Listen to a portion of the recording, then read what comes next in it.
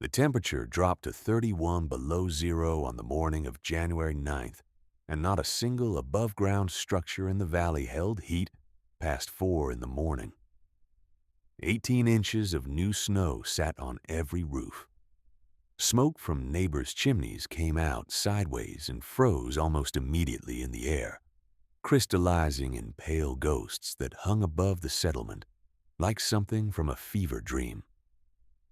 But in a shallow depression at the southeastern edge of the property, the one everyone had said was a waste of labor, a foolish design, a woman's miscalculation, the temperature held at 41 degrees Fahrenheit, not warm by any comfortable measure, but survivable, entirely, steadily survivable.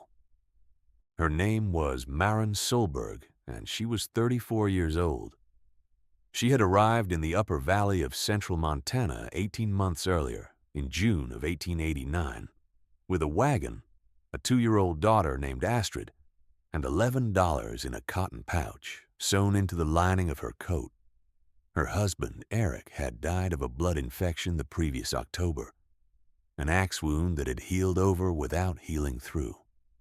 She had buried him in the clay soil of Minnesota, and then kept moving west, not out of ambition, but out of the particular stubbornness that looks, from the outside, like courage.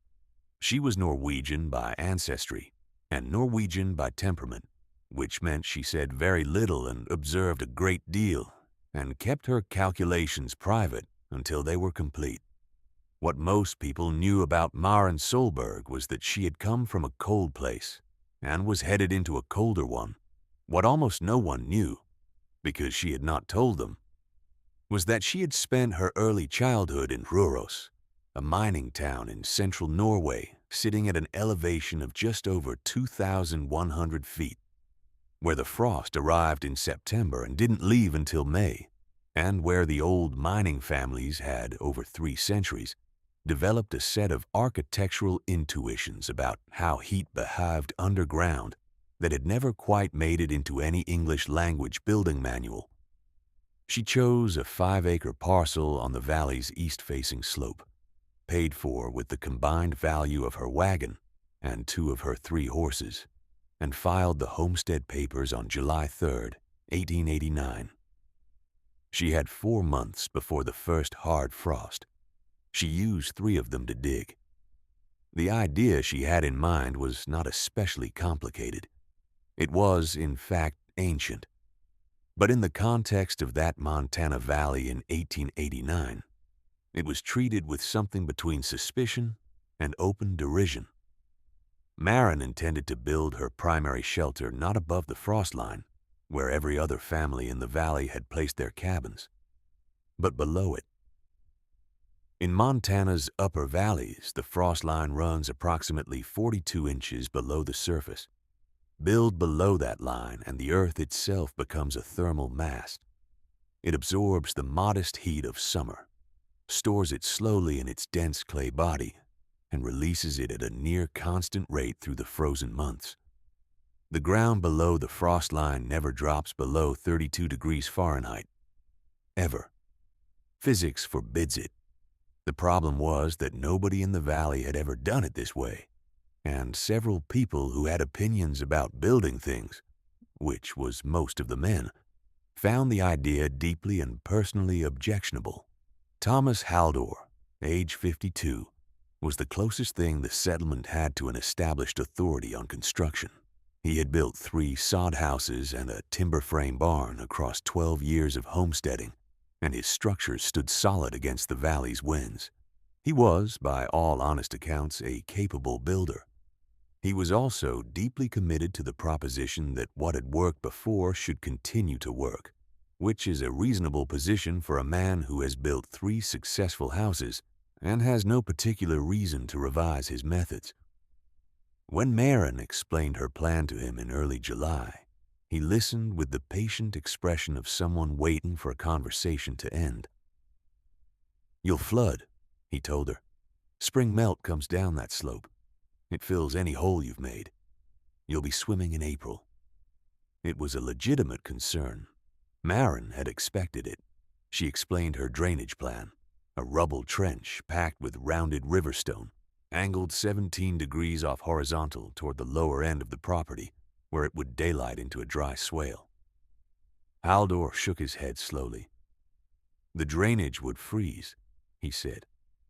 The whole thing would be a block of ice by November, and she'd be living in a cave with a frozen drain and standing water she couldn't remove. I've seen what happens to basements, he said, which was true. Basements in that era flooded constantly. But a basement is not the same thing as an earth-sheltered dwelling, and the error he was making, conflating the two, was the error everyone in the valley would make for the next several months. Maren thanked him and continued digging. Ragnar Nilsson, age 41, was the settlement's midwife and the woman whose opinion carried the most social weight among the valley's women. She was Finnish, practical to the point of severity, and had delivered 23 children in the valley without losing a mother. She was not unkind. She brought Maren a pot of elk stew the second week of July and sat at the edge of the excavation, watching for a while. The wood framing will rot, Ragnar said finally. That much soil contact, that much moisture. You'll have soft wood inside of 5 years. The structure will fail. She wasn't wrong about the general principle. Wood in constant soil contact does rot. The challenge, and the thing Maren had been turning over in her mind since she'd made her first drawings on a piece of birch bark in June, was to keep the wood frame from touching the soil directly. She had been collecting fieldstone from the creek bed for 3 weeks. The foundation would be dry stacked stone to a height of 16 inches, enough to lift every timber clear of direct soil contact. The stone would wick some moisture, yes, but stone doesn't rot. 5 years is longer than most of these cabins will last in a hard winter, Maren said. Ragnar didn't argue, but she shook her head on her way back through the sagebrush, which, in the social vocabulary of that settlement, was a full and complete statement of doubt. The third voice raised against the project came from a younger man, Peter Aas, age 28, who had arrived in the valley the same spring as Maren and had built a conventional above-ground log cabin that he was transparently proud of. He objected to Maren's plan not on engineering grounds, but on more atmospheric ones. Darkness, he said simply when someone asked him at the communal Sunday gathering why he thought it was a bad idea. A person needs light. You can't live without light. That's not a house. That's a grave. He meant well. He genuinely believed it, and it voiced something that others were thinking but hadn't quite articulated. An atavistic revulsion at the idea of living underground, something animal and reflexive. The earth was where the dead went. Living things climbed toward sun. Maren heard about Peter's comment secondhand. She said nothing in response. What she did was spend 3 days rethinking her window placement, not because she doubted herself, but because his objection, however emotionally framed, had a real core. Light matters. Psychological warmth matters. She added 2 additional windows, both placed on the south-facing wall above grade, angled to catch maximum winter sun at low elevation. South-facing glass in Montana's Upper Valley in January delivers between 4 and 6 hours of direct light on clear days. She wanted every one of those hours. She dug for 7 weeks.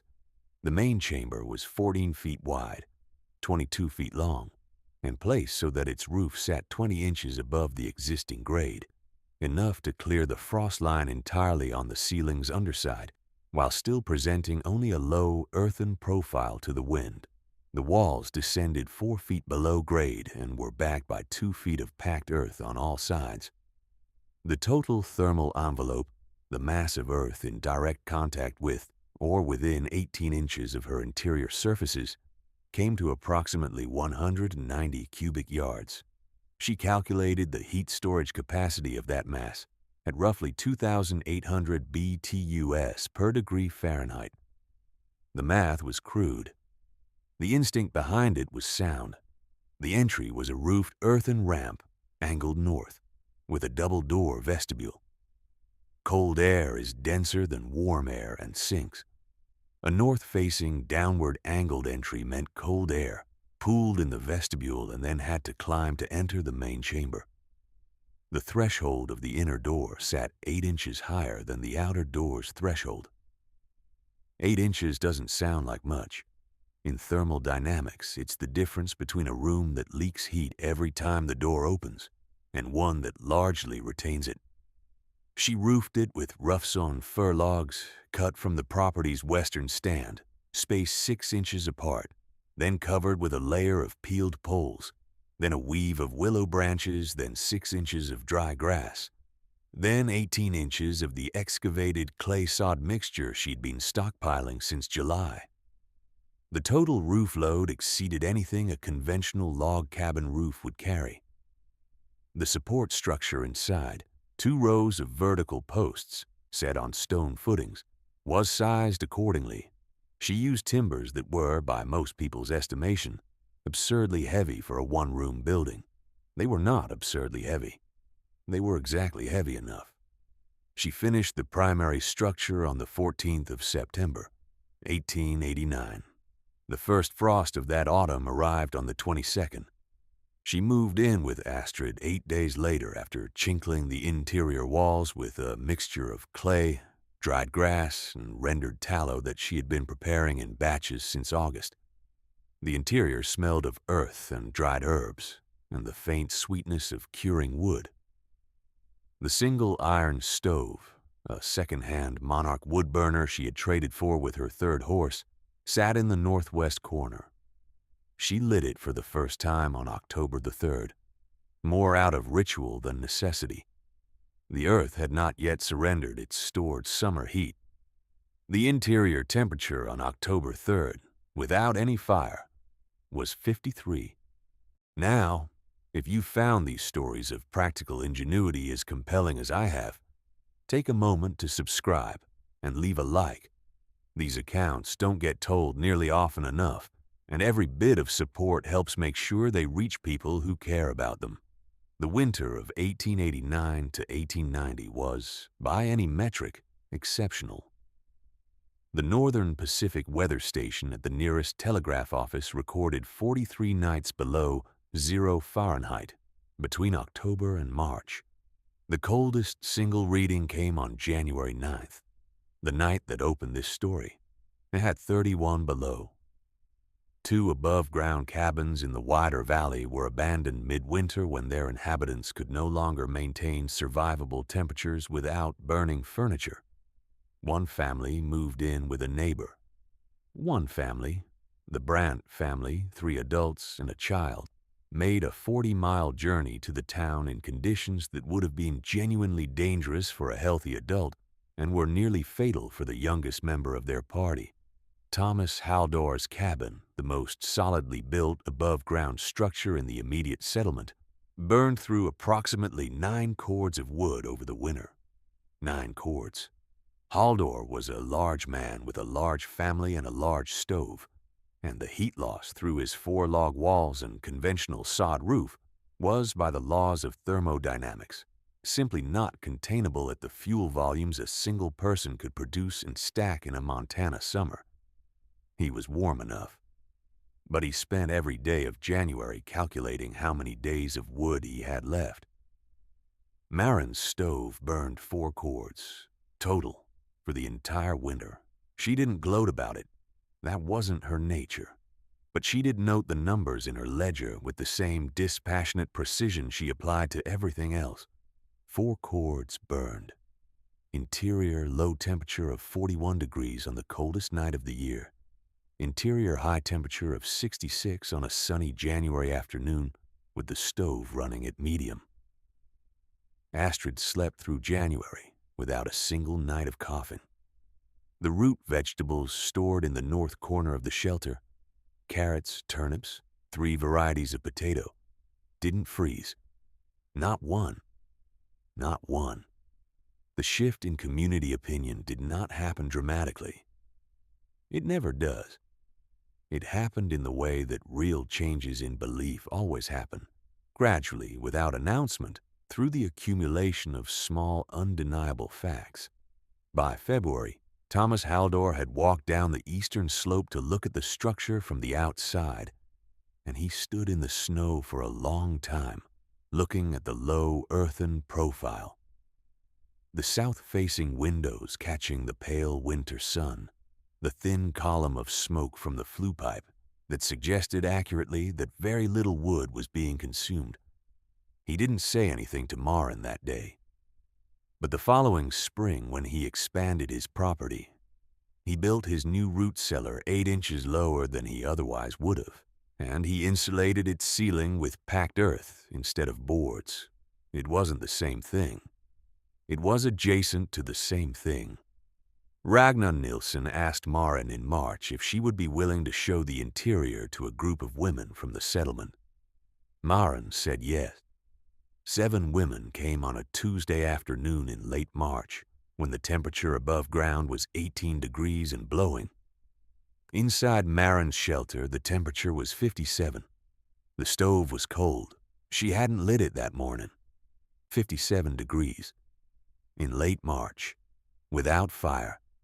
One of the women cried, which surprised everyone, including herself.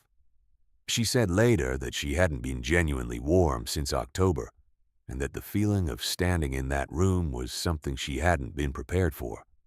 Peder Aas came in April after the snow had gone enough to see the structure clearly in context.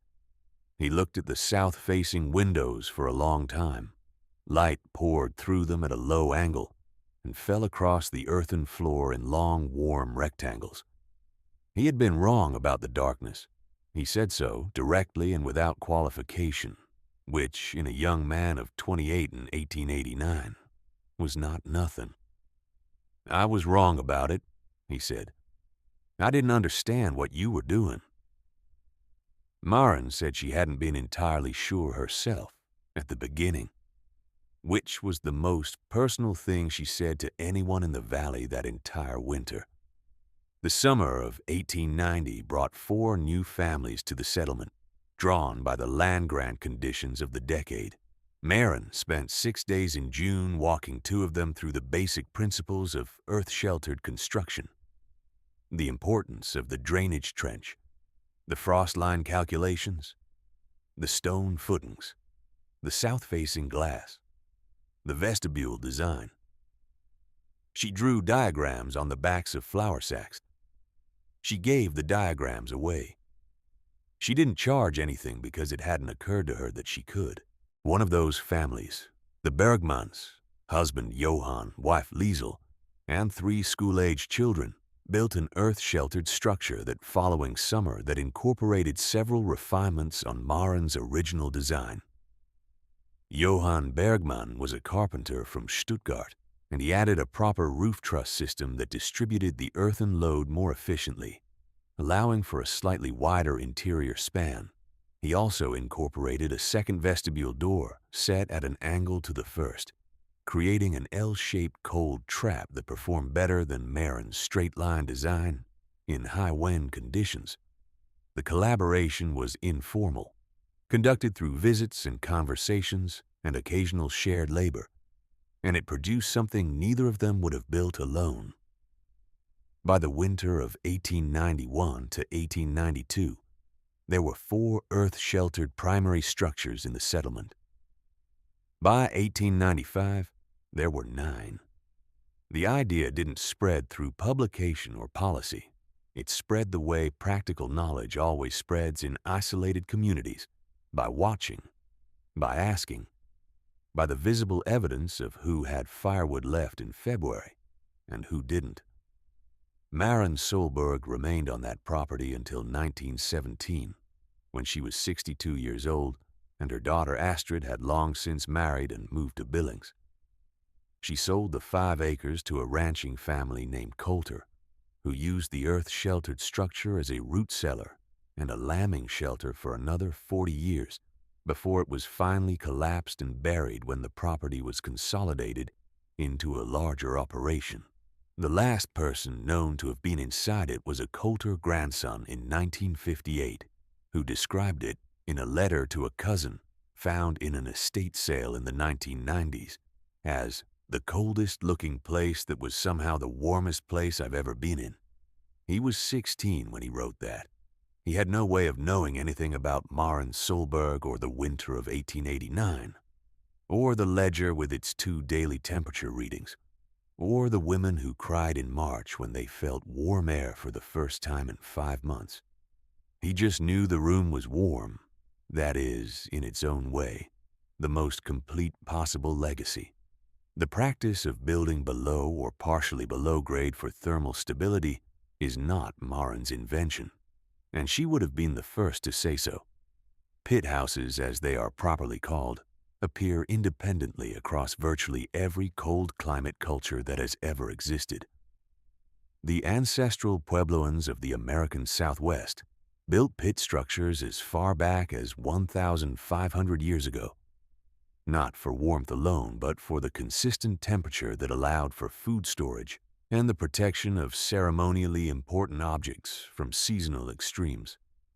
The indigenous peoples of the Arctic built semi-subterranean structures with angled entry tunnels that performed the same cold trap function as Maren's vestibule, refined through centuries of observation and necessity. The Norse settlers of Greenland, her own ancestors' kin by culture if not blood, had built longhouses with partially subterranean footprints for exactly the thermal reasons she had intuited from her childhood in Reros. In each case, the knowledge was arrived at independently through the same mechanism.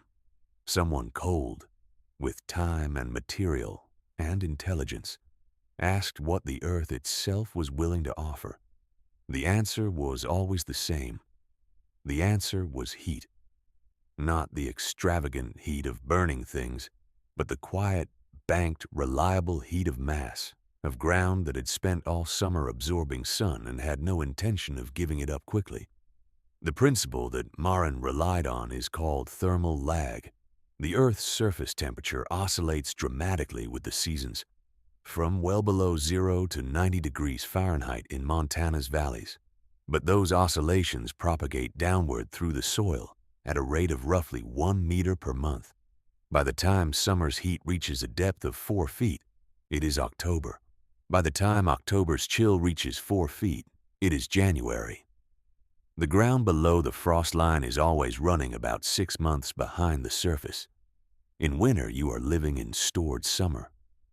This is not an obscure fact. It appears in soil science textbooks and engineering manuals and, increasingly, in the literature of sustainable architecture, where earth-sheltered and earth-contact buildings have experienced a modest but real renaissance since the energy crises of the 1970s.